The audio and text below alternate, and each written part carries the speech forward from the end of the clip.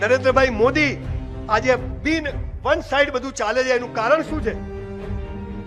20 વર્ષ એ માણસે તપ કર્યું છે, એની જાતને પરિવારને છોડીને પ્રૂવ કર્યું. તમે કરો, આપણે કોઈ પક્ષ પાર્ટીથી લેવા દેવા નથી. હું તો જે જોઉં છું એ કહું છું. એટલે આ બધી ચીજોથી તમે એક સરસ જીવન જીવી શકો છો. આ 5 વાતોનો અમલ કરજો. ઈશ્વર તમને ક્યાંક જુઓ. હમણાં અમારા અમદાવાદમાં વરસાદ આવતો હતો, કરા પડતા હતા. બપોરે 2 વાગે તડકો સન એસી ના ચાલે. ગમે ત્યારે તડકો આવે, ગમે ત્યારે છાંયડો, ગમે ત્યારે વરસાદ આવે. તો ભગવાન આપણા જીવનમાં પણ ગમે ત્યારે તડકો, છાંયડો, વરસાદ લાવી શકે કે નહીં? લાવી શકે. પણ એ કોના જીવનમાં લાવે છે? જે બધું બેસ્ટ કરે.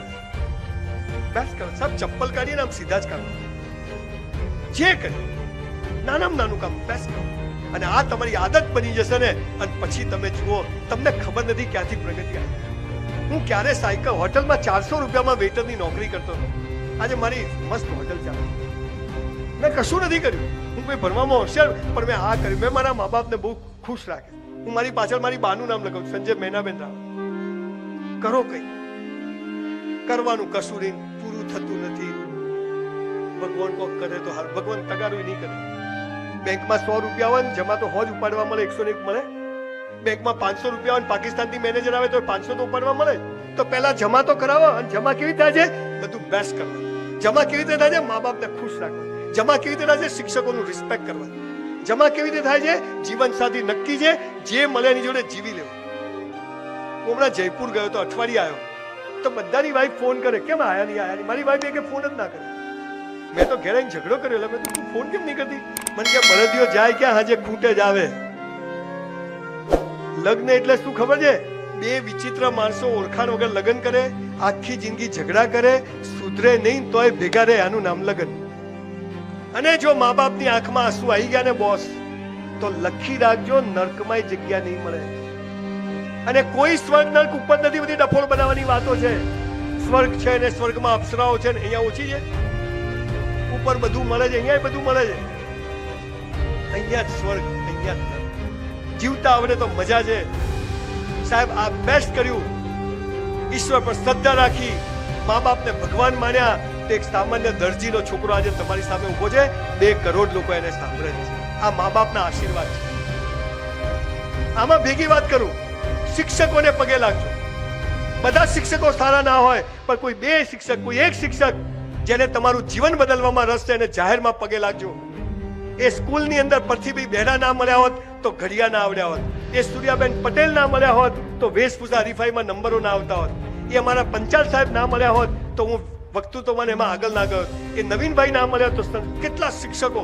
હું કોલેજમાં બોમ્બ ફોડતો, કેટલો તોફાની છોકરો. એક અમારા ભટ્ટ સાહેબ મળી ગયા અને સંજય રાવલ ડાયો છોકરો થઈ. કોલેજમાં સિગરેટ પીતો હતો અને એક સાહેબ એક જ લાફો માર્યો, સિગરેટ છૂટી ગઈ. બોલો, આવા શિક્ષકોને પગે લાગવું જોઈએ કે નહીં? સાહેબ અહીં બેઠેલા વિદ્યાર્થીઓને કહું છું, બધાને નહીં, પણ જે શિક્ષક તમે ગમે ને એને તો જાહેરમાં. અને આજે છોકરાને ત્યાં છોકરા છે, પણ એ પ્રોફેસરો મળે. હું એ દિવસે સામે બોલ્યો, પણ તમે સારું કરો. આ સંસ્કારોથી પૈસા આવે છે, શાંતિ આવે છે, સમૃદ્ધિ આવે છે. બધી ફી લે છે. છોકરાને હાથ કેમ ઉપાડ્યો? અહીંયા તને મારવાનો. મેં તો નક્કી કર્યું મારી કોલેજમાં, સ્કૂલમાં જે મા બાપ કેમ છોકરાને કેમ માર્યો કે થઈ શકે, આ તે નથી માર્યો એટલે જ અમારે મારવો પડે છે. આ પાવર. એટલે મા બાપથી મોટો કોઈ દેવ નથી. મા બાપની ખૂબ ઇજ્જત કરજો, રિસ્પેક્ટ કરજો, પગ દબાવજો, એમની સેવા કરજો. આપણા પીછવાડા ધોઈ અને 10 વાર 50 વાર દવાખાને આપણને લઈ ગયા છે અને આપણી દવાઓ કરાઈ છે, ભલે મફત કરાઈ, અને ત્યારે આજે આપણે ઊભા છીએ. તો એ મા બાપની બી એવી સેવા કરજો કે એમને કદી કોઈ નર્સ ડોક્ટરની જરૂર પડે નહીં. અને તો ભગવાન તમને જખ મારીને આપશે. બોસ લખી રાખજો. ચોથી વાત, 3000 લોકોને સુસાઇડ કરતા બચ્યા. એમાંથી 2500 કયા ખબર છે? પેલીએ ના પાડી. એમાં લગ્ન કરેલા આવી ગયા, કુંવારા નહીં પરણેલા આવી ગયા. હવે અહીં બેઠેલા જે કુંવારા છે, લગ્ન કરેલા, બધાને ચોથી વાત કહી દઉં, મહત્વની, પ્રગતિ માટેની. ગીતા, કુરાન અને બાઇબલમાં શું લખ્યું છે ખબર છે? હે મનુષ્ય, તારા જન્મ સમયે તારો જીવન સાથી મેં નક્કી કરીને રાખ્યો છે. કૌંસમાં ફાફા મારવા નહીં. યુ નો ફાફા એટલે આમાં જોવું. તમને મા બાપ નક્કી કરવાનો અધિકાર છે, તમને ભાઈ બહેન નક્કી કરવાનો અધિકાર છે, તો તમને જીવન સાથી પણ નક્કી કરવાનો અધિકાર ઈશ્વરે આપ્યો. મા બાપ બદલી શકાય, ભાઈ બહેન બદલી શકાય, તો જીવન સાથી પણ બદલી શકાય નહીં, અને જો બદલ્યો તો બીજા જન્મમાં એ જ મળશે. કે પેલા ઝઘડા તો પતાવવા પડે ને. બહુ મોટો વિષય છે, કોઈ વાર 2 કલાક એના માટે આવીશ.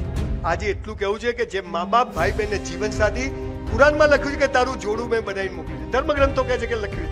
આ ભારત દેશના ઇતિહાસમાં 10,000 વર્ષમાં કોઈ પુસ્તકમાં છૂટાછેડા નામનો શબ્દ જ નથી. આ બધું બહારથી આવ્યું, આપણા ત્યાં હતું. મા બાપ ભાઈ બહેન ને જીવન સાથી, એકવાર જે થાય પછી પતી ગઈ વાત. આ સંસ્કાર આવે ને તો ત્યાં પ્રગટ કે આ ઈશ્વરનો નિયમ છે.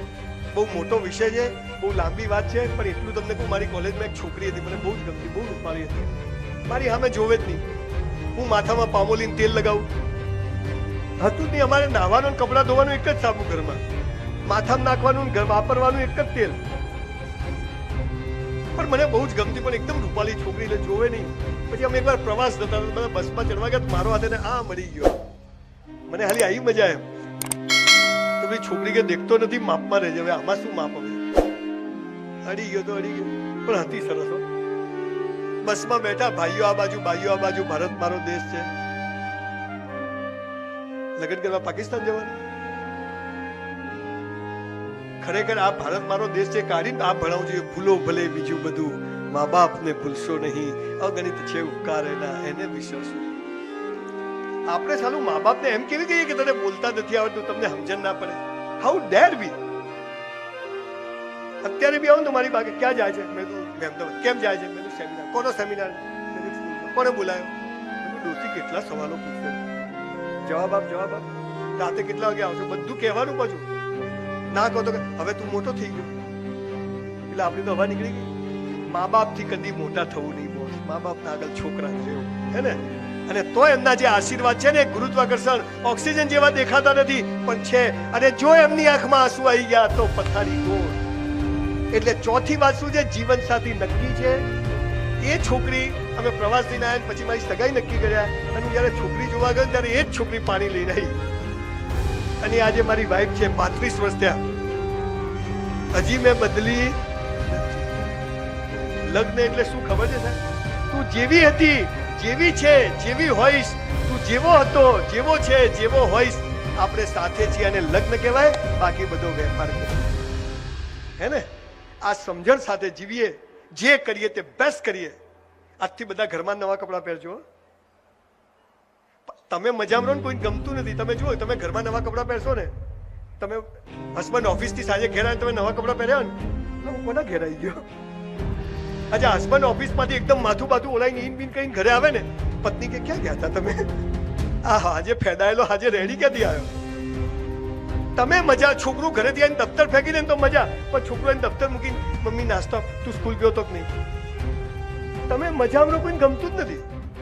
સાધુ સંતો નહીં, તમે એમની જોડે ખિસ્સા માર નાખીને જાઓ ને, અને તમે ખિસ્સા માર નાખી જાઓ, બાપજી કેમ? બાપજી ટેન્શન મગા, તો મજામાં છે. આપણા દુઃખ ઉપર લોકોની દુકાનો ચાલે છે, માટે દુખી રહેવું નહીં બોસ. આપણા મોજ છે, હે ને? 4 દિવસ સિકંદર બી આમ હાથ મૂકીને ગયો તો બધું મૂકીને કહેવાનું, હે ને? હું લઈને આવ્યા હતા, પણ મર્યા પછી પણ 100 વર્ષ જીવી શકાય. માટે બેસ્ટ કરવું, ઈશ્વર પર શ્રદ્ધા, અંધશ્રદ્ધા ની શ્રદ્ધા. મા બાપ થી મોટો કોઈ દેવ નથી. જીવન સાથી નક્કી છે, જેવું છે એની જોડે પૂરું કરવાનું, અને એમાંય ના ગમતું હોય તો વધારે પ્રેમ કરવાનો. એટલે આ જન્મમાં ધોવાઈ જાય બધા પાપ. રોજ આંટો મારીને આઈસ્ક્રીમ ખવડાવો, ખાઈ લે જાનું. 5મી અને છેલ્લી વાત કહીને મારી વાત પૂરી કરું છું. એક શબ્દ છે મોક્ષ. મોક્ષ એટલે શું?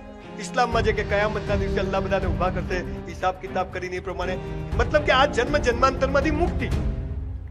તમને બધાને આજે સંજય રાવલ મોક્ષ અપાઈને જવાનો છે, ગેરંટેડ મોક્ષ.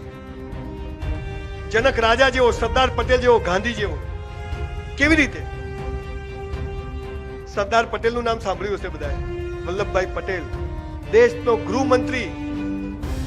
42 વર્ષે પત્ની મરી ગઈ, બીજા લગ્ન કર્યા નહીં. 72 વર્ષે જયારે મરવા પડ્યા ત્યારે ખિસ્સામાં 270 રૂપિયા. અને એ એમની દીકરી, એમની મેનેજર મણીબેન હતા, એમના દીકરી, એને કીધું કે મણી આ 270 રૂપિયા તું સરકારમાં જમા કરાવી દેજે, અને તોય 3000 કરોડનું સ્ટેચ્યુ ઓફ યુનિટી બને ને, આને મોક્ષ કહેવાય. સરદાર પટેલ કોઈ રૂપિયા મૂકીને નથી કે એમના છોકરાને કોઈ ઓળખતું નથી, પણ એવું કામ કર્યું કે આજે આપણે સ્ટેચ્યુ ઓફ યુનિટી. ગાંધીજી સાલું ધોતિયાને કે ખિસ્સું નહીં, અને આજે ભારતમાં એવું ખિસ્સું નહીં જેમાં ગાંધી ના હોય. આને મોક્ષ કહેવાય. હવે તમને મહેમદાવાદ વાસીઓને મોક્ષ અપાઈને જવું છે, જનક રાજા જેવો, પટેલ જેવો મોક્ષ. સાહેબ તમારી પાસે 10-20 હજાર રૂપિયા ભેગા થાય ને, અને તમારે કોઈ લોન બાકી ના હોય, સ્કૂલની ફી બાકી ના હોય, જવાબદારીઓ પતી ગઈ હોય, તમારા જ હોય, તમને એમ થાય કે 20,000 એક્સ્ટ્રા છે, તો એક કામ કરજો, તમારા કુટુંબમાં, સમાજમાં, પરિવારમાં નજર કરજો, અને તમારા સમાજની, કુટુંબની, પરિવારની કોઈ બહેન, દીકરી, કુંવાસી દુખી હોય, એના ઘેર 6 મહિનાનું સીધું સામાન અપાઈ દેજો, ચૂપચાપ જીવતા મોક્ષ મળી જશે.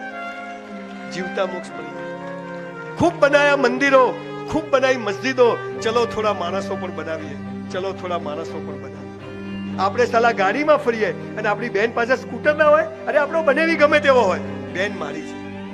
આપણે બંગલામાં રહેતા ને આપણી બેન ભાડે રહેતી હોય, લાનત છે, બેન મારી. આ ભાવ પેદા કરજો સાહેબ. આજે મહેમદાવાદ વાસીઓ, ભલે આજે નથી પૈસા, માલિક ખૂબ આપશે.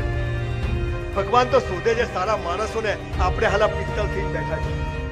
ભગવાન શોધે છે ઈમાનદાર લોકોને, આપણે બેઈમાની સિવાય કશું હવાથી હા સુધી કેમ ચક્કરો ચલાવવા, કેમ ફીટ કરવા, કેમ કોઈનું કરી નાખવું, કેમ શરીરને બગાડવું, કેમ સંબંધો, હું ને મારો લાલિયો. હવે તો કોઈને સંયુક્ત પરિવારમાં રહેવું નથી. તમને કહું છું, સંયુક્ત પરિવારમાં રહેજો, જે ભાઈનો ના થાય ને કોઈનો ના થાય, એટલું યાદ રાખજો.